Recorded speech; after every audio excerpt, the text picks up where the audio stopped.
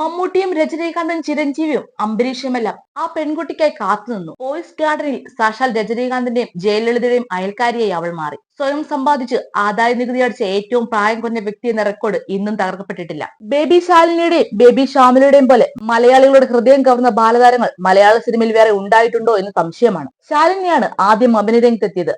തൊട്ടു പിന്നാലെ ശ്യാമിലിയും എത്തി. 2ാം വയസ്സിലാണ് ശ്യാമിലി അഭിനയിച്ചു തുടങ്ങിയത്. മലയാളത്തിൽ മാത്രമല്ല തമിഴ്, തെലുങ്ക്, കന്നഡ ഭാഷാ ചിത്രങ്ങളിലും ഈ സഹോദരിമാർ തിളങ്ങി. ബേബി ശാലിനിയുടെയും ശ്യാമിലിയുടെയും സിനിമാ ജീവിതത്തിന്റെ ക്രെഡിറ്റ് മുഴുവൻ നൽകേണ്ടത് മറ്റൊരാൾക്കാണ്. ഇരുവരുടെയും പിതാവായ AS ബാബുവിന്. കുട്ടികൾക്കൊപ്പം ലൊക്കേഷനുകളിൽ നിന്ന് ലൊക്കേഷനിലേക്ക് ബാബുവും പറഞ്ഞു. അച്ഛൻ മാത്രമായിരുന്നില്ല ശാലിനിക്കും ശ്യാമിലിക്കും ബാബു. ആ ലിറ്റിൽ സൂപ്പർ സ്റ്റാറുകളുടെ മാനേജർ കൂടിയായിരുന്നു. ശാലിനിയുടെയും ശ്യാമിലിയുടെയും റിച്ചാർഡിന്റെയും എല്ലാം പിതാവായ ബാബുവിനെ കുറിച്ച് കൂടുതൽ അറിയാം. ഇപ്പോൾ ഫോട്ടോ കണ്ടാൽ ആളെ മനസ്സിലാകണമെന്നില്ല. സാക്ഷാൽ രജനീകാന്തും ജയലളിതയുമൊക്കെ താമസിക്കുന്ന പോയിസ് ഗാർഡനിൽ വീട്. 90കളിൽ തന്നെ ആഡംബര കാറുകൾ, ചെന്നൈയിലും ബാംഗ്ലൂരിലും ഹൈദരാബാദിലുമൊക്കെ പ്ലോട്ടുകൾ, എല്ലാം സിനിമയിൽ നിന്ന് ലഭിച്ച പണം ഉപയോഗിച്ച്. പക്ഷേ ഒരു സിനിമയിൽ പോലും അഭിനയിച്ചിട്ടില്ല. ഒരു സിനിമ പോലും സംവിധാനം ചെയ്തിട്ടില്ല, നിർമ്മിച്ചിട്ടില്ല. സിനിമയുടേതായോ ഒരു ടെക്നിക്കൽ പ്രവർത്തനങ്ങളും ചെയ്തിട്ടില്ല. ആളെക്കുറിച്ച് പറയുന്നതിന് മുൻപ് അല്പം ചരിത്രം പറയാം. കൊല്ലം ജില്ലയിൽ ജനനം. ചെറുപ്പത്തിലെ സിനിമ തലക്കി പിടിച്ചിരുന്നു. അന്നത്തെ തെന്നിന്ത്യൻ സിനിമകളുടെ അടിസ്ഥാനമായിരുന്ന മദ്രാസിൽ എത്തിച്ചേരണം. സിനിമയിൽ എന്തെങ്കിലുമൊക്കെ ആകണമെന്ന അതീവ ആഗ്രഹത്തിന്റെ സമ്മർദ്ദത്തിൽ ബാബുവും കൂട്ടുകാരും കള്ളവണ്ടി കയറി മദ്രാസിലെത്തി. എന്നാൽ പ്രതീക്ഷിച്ചതുപോലെ എളുപ്പമായിരുന്നില്ല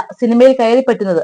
പട്ടിണിയും പരിവട്ടവുമായി കുറച്ചു ദിവസം കഴിഞ്ഞതോടെ കൂട്ടുകാരൻ തിരിച്ചു നാട്ടിലേക്ക് പോയി. ബാബു മദ്രാസിൽ തന്നെ ഉറച്ചു നിന്നു. അതിനിടയിൽ ഒരു കടയിൽ ജോലിക്ക് കയറി. മിടുക്കനായ ബാബുവിന്റെ പരിശ്രമ ഫലമായി ആ ചെറിയ കട അഭിവൃദ്ധിപ്പെട്ടു. കടയുടെ അയ്യർ മറ്റൊരു കട തുടങ്ങി. അത് പൂർണ്ണമായും ബാബുവിനെ ഏൽപ്പിച്ചു. അതിനടുത്തുണ്ടായിരുന്ന മലയാളി കുടുംബത്തിലെ പെൺകുട്ടിയുമായി പ്രണയം. വീട്ടുകാരുടെ കൂടി സമ്മതത്തോടെ 1976 ആലീസിന് വിവാഹം കഴിച്ചു.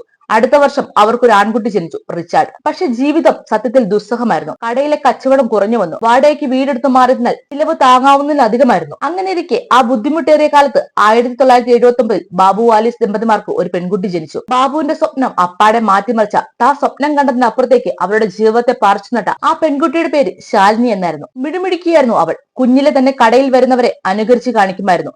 ആ പരിസരത്തെ എല്ലാവരുടെയും പ്രിയങ്കരിയായിരുന്നു അവൾ. ഫോട്ടോഗ്രാഫി ഇഷ്ടപ്പെട്ടിരുന്ന ബാബു തന്റെ മക്കളുടെ ചിത്രങ്ങൾ ധാരാളം എടുത്തുകൂട്ടിയിരുന്നു. ചില വാരികകളിൽ അവ അയച്ചു കൊടുക്കുകയും പ്രസിദ്ധീകരിക്കുകയും ചെയ്തിട്ടുമുണ്ട്. അത്തരമൊരു ഫോട്ടോ കണ്ട നവോദയ ജിജോ ബാബുവിന്റെ കടയിലെ നമ്പർ കണ്ടെത്തി വിളിച്ചു. അടുത്ത ദിവസം ബാബു ശാലിനിയുമായി നവോദയയുടെ ഓഫീസിലെത്തി. നവോദയയുടെ ഫാസിൽ സംവിധാനം ചെയ്യുന്ന എന്റെ മാമാട്ടി കുട്ടിയമ്മയ്ക്ക് എന്ന ചിത്രത്തിലേക്ക് ബാലതാരത്തെ അന്വേഷിച്ചു മടുത്തിരിക്കുന്ന അവർക്ക് ശാലിനിയുടെ രൂപവും കുസൃതികളും ഇഷ്ടമായി. അഭിനയിപ്പിച്ചു നോക്കിയപ്പോൾ തങ്ങൾ പ്രതീക്ഷിച്ചതിലും അപ്പുറം തിരിച്ചു തന്ന ആ പെൺകുട്ടിയെ പിന്നീട് ലോകം വിളിച്ചത് ബേബി ശാലിനി എന്നായിരുന്നു. ആദ്യ ചിത്രത്തിൽ തന്നെ മികച്ച ബാലതാരത്തിനുള്ള സംസ്ഥാന അവാർഡ്. പിന്നീട് ഒരു തേരോട്ടമായിരുന്നു. തമിഴിലും തെലുങ്കിലും കന്നഡയിലുമൊക്കെ മാറി മാറി അഭിനയം. നായകന്മാരെക്കാൾ പ്രതിഫലം. ബേബി ശാലിനിയെ കണ്ട് തിരക്കഥകൾ രചിക്കപ്പെട്ടു. പ്രൊഡ്യൂസർമാർ ബാബുവിന്റെ മുന്നിൽ ഡേറ്റിനായി വരി നിൽക്കുന്നു. സ്വയം സമ്പാദിച്ച ആദായ നികുതി അടയ്ക്കുന്ന ഏറ്റവും ചെറിയ പ്രായത്തിലുള്ള വ്യക്തി എന്ന റെക്കോർഡ് ഇന്നും തകർക്കപ്പെട്ടിട്ടില്ല. മമ്മൂട്ടിയും രജനീകാന്തും ചിരഞ്ജീവിയും അംബരീഷുമെല്ലാം ബേബി ശാലിനിക്കായി കാത്തു നിൽക്കേണ്ടി വന്നു. ഹിന്ദിയിൽ ഉൾപ്പെടെ ചിത്രങ്ങൾ. ഉദ്ഘാടനത്തിനായി പണം വാങ്ങിയ ആദ്യ തെന്നിന്ത്യൻ സെലിബ്രിറ്റി. 90കളോടെ ബേബി ശാലിനി ബേബി അല്ലാതായി. പക്ഷെ ബാബുവിന്റെ സുവർണ്ണ കാലഘട്ടം അടുത്ത ഘട്ടത്തിലേക്ക് കടക്കാനുള്ള ഒരു ഇടവേള മാത്രമായിരുന്നു അത്. 1987 ബാബു ആലിസ് ദമ്പതിമാർക്ക് 2ാമത്തെ പെൺകുട്ടി ജനിച്ചിരുന്നു, ശ്യാമിലി എന്ന ബേബി ശ്യാമിലി. സുഹാസിനിയുടെ കണ്ടെത്തൽ. 3ാം വയസ്സിൽ അഭിനയിച്ച മഴരത്നം ചിത്രമായ അഞ്ജലിയിലൂടെ ദേശീയ അവാർഡ്. അടുത്ത വർഷം അഭിനയിച്ച ഭരതൻ ചിത്രം മാളൂട്ടിലെ അഭിനയത്തിന് കേരള സംസ്ഥാന അവാർഡ്.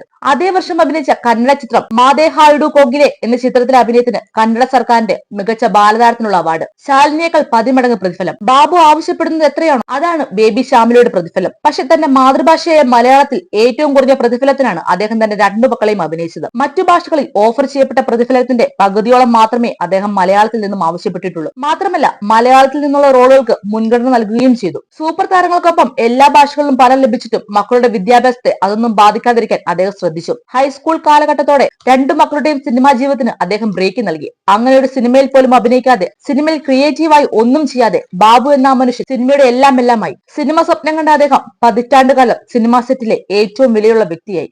ഈ വീഡിയോ ഇഷ്ടമാവുമെങ്കിൽ വീഡിയോക്ക് ലൈക്ക് എന്ന് മറക്കാത്ത ചാനൽ ഒന്ന് സബ്സ്ക്രൈബ് ചെയ്യുക.